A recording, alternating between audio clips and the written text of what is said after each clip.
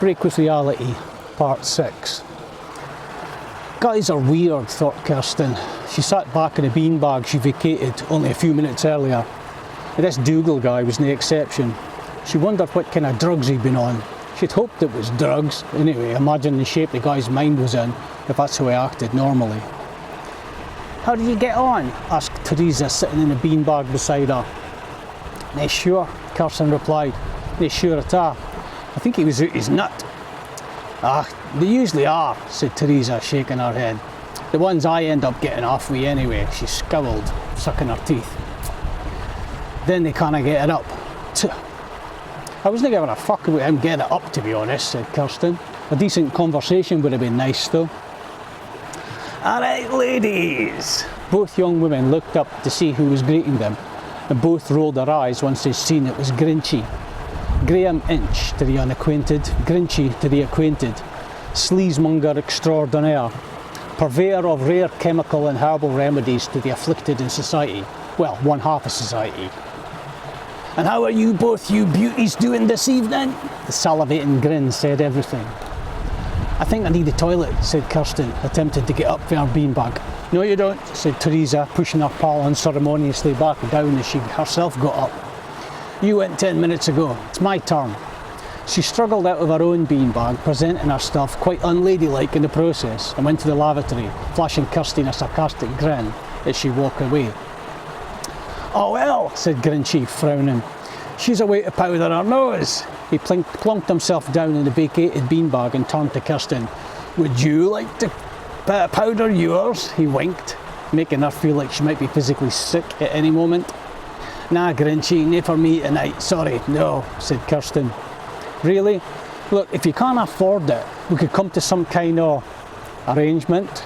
Grinchy flashed his eyes, winked yet again, and the salacious grin reappeared.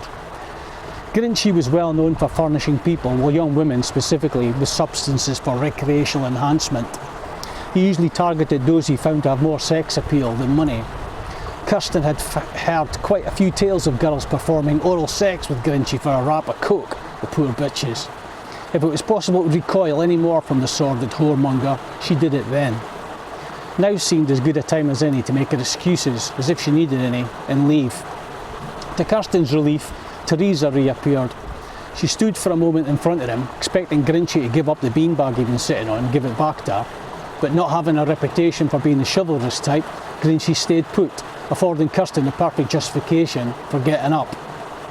"Here, have my one," she said, returning the sarcastic child she'd received previously from Teresa. "No, I'm fine. No, I insist," said Kirsten, smirking.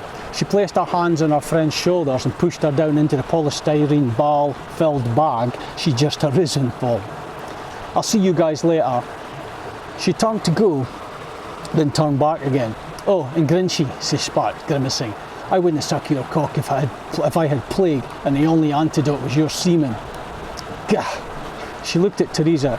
"I'll speak to you tomorrow," she said, making the phone motion with her hand. One more sarcastic smile later and she was headed for the outside door. Grinchy and Teresa looked at each other. He shrugged his shoulders and they watched her go.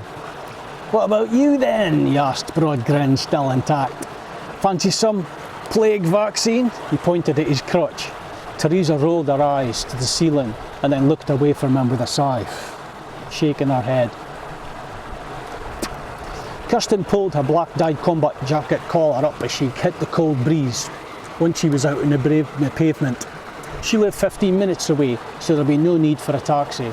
She was a big girl now, not afraid of walking home herself at night. She turned the corner and was confronted with what looked like someone lying on the pavement a few metres away. As she got closer to the person, Kirsty looked up and down the street to check if anyone was around, maybe phoning for help or whatever, but there was no one to be seen. "Hello," she said, slowing as she reached the prostrate form. "Are you okay?" Seemed like a stupid question, she thought, but felt like she kind of had to ask it. There was no answer. She stopped and stared for a few moments to see if there was any movement, indicating if they were breathing.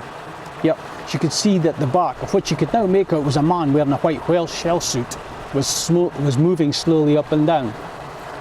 She leaned across and turned him over, struggling a bit with the dead weight. onto his back, exposing his face, nose covered in a bloody bandage from what she guessed was a previous injury. There was a lump the size of a half-boiled egg in his forehead. "I think you need to go to A&E, pal. Can you hear me?" The injured man half opened one eye.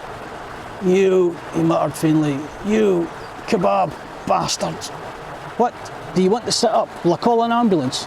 "You kebab," repeated the unfortunate victim. "Can you stand up?" "You kebab." Kirsty reasoned that by the repetition it was likely that the man had concussion. That meant A&E for sure. He needed to be checked out. She could phone an ambulance. She searched for her phone in her pocket. As she was feeling for the device, a car appeared, slowed, and crept up to the curbside nearest them. Kirsten glanced up at it. ABZ Shipping was written on the side of it, like it was a company vehicle. The window rolled down, and a blonde man's face appeared. "You need help?" he said, Kirsten noticing his foreign accent. "Geez, I think so." "Yeah, get him in the back. We take you to where you want," said the stranger. "Okay, thanks." Both front doors of the car opened and two men came around onto the pavement. Kirsten opened the back door of the car and they managed to manhandle the moaning youth into it. "Okay then," said Kirsten, "just take him to A&E department. I've got to get home." "We do not know this A&E, said one of the blokes. "You must come, show us." Kirsten really didn't want to get involved any more than she was already, but it looked like the two men genuinely didn't know where to go, so she agreed to go with them. She got in the back beside the semi-conscious casualty. The doors were closed and they set off. "I have first aid here," said one of the men in the front, digging around in a bag at his feet. He produced a linen cloth onto which he poured a small amount of a substance from a brown bottle. "What's that?" Kirsten asked, frowning. "I don't know how you say," said the blonde man holding the cloth. Smell sugar?" "Smelling salts," corrected Kirsten. "Ah, right." The man leaned over and held the cloth over the unconscious guy's mouth. It didn't seem to make him any difference as far as Kirsty could see. In fact, if anything, he looked more out cold now than he had done before. "Wait, what did you..." Kirsten said, just as the second man stamped on the brake pedal, making her fall forwards in the seat. The man in the passenger seat made a lunge for her, giving her a kind of bear hug, pinning both her arms at her sides, forcing her body and face onto the back of the passenger seat. The driver picked up the cloth, poured more of the liquid onto it and lifted it towards her. "What the fuck are you..." She struggled to get her arms free, but this guy was too strong. He placed a hand on her head, preventing her from turning away. She saw the cloth move closer to her face, now over her mouth. She held her breath until her lungs were fit to burst, and then gave up, feeling herself sucking deep, involuntary sobbing breaths through the damp material. And after that, it was darkness. Taking care not to go too near the edge of the pavements, which kept them from a deadly 6-foot drop to the road below, Dougal and Keir rounded a corner and heard a noise from a doorway. Out jumped a familiar white apparition. "Right, you bastards, geese here! Use!" It was Mugger Boy again, and this time he had a bandage tied around his head, at nose level, with 2 visible bloodstains right where he imagined his nostrils should be. Keir and Dougal turned and stared at each other. "What the fuck is that?" asked Dougal. "No idea," said Keir, "but I don't think it's humankind." "It's alive though." "Aye, its eyes are looking at us. We should avoid it," said Dougal. The mugger's face, or as much of it as was visible, took on a puzzled expression. No one moved. It was a standoff. "When confronted by the enemy in a standoff situation," said Keir, sounding like he was reading from an army manual, "the policy is to attack rather than defend." "Now, look guys," started the assailant, holding his hands up in front of him. One was still holding the blade, glinting in the streetlight. Without saying any more, both Dougal and Keir screamed as loudly as they dared, given that people were sleeping in the surrounding houses, and then spontaneously burst into Olympic standard sprinting towards the vision in white. The unfortunate robber's eyes widened in horror and he spun round, ready to run from the pair. He wasn't quick enough, however, and they caught up in seconds. He felt 2 pairs of hands in his back, and then the ground seemed to come up to meet him. The ground and a lamppost at the edge of the pavement. His head clattered against the cold metal of the pole. Dougal and Keir looked back as they ran to see the thief lying face down, motionless on the ground. "I think we killed it," said Dougal, aghast.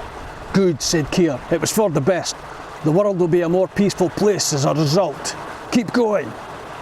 Running was a revelation. Dougal looked across at Keir, who smiled and turned his head towards him. The broad grin in his face told Dougal he was enjoying the sensation as well. Somehow, the drug had blessed both of them with superhuman speed. Dougal could now run at probably 20 or 30 miles an hour, he guessed, easily outrunning tractors and people on bicycles, not to mention milk floats.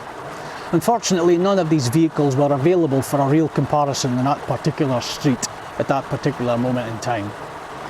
After around 5 minutes of superhuman exertion, they reached a crossing in the road.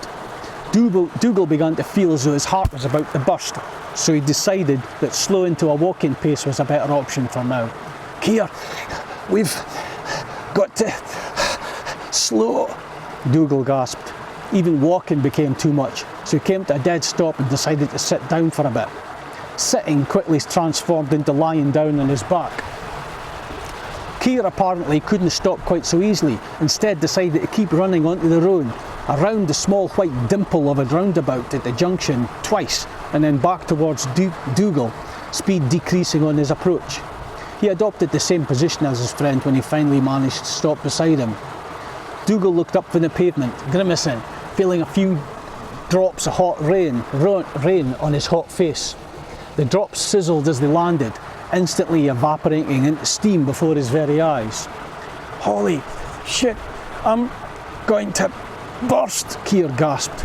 Dougal's painful chest was now subsiding, and he was able to talk in a slightly less intermittent way. "Holy fuck, check them stars," Dougal said, pointing at the dark sky above. "Yup," said Dougal. "Hard to believe, is it? Each one of them is like a sun, just like ours." "Aye, wait, where is our sun?" It's round the back," explained Keir. "We can't see it because it's dark." "Right. Do we still need to get to the beach?" "Aye," said Keir. "Maybe we need, something to eat or something," Dougal suggested, still mesmerised by the heavenly bodies above. "Fuel. I could do with a can of lager or something," said Keir. That idea was an impossibility at this time in the morning. They were going to have to make do with the all-night bakery.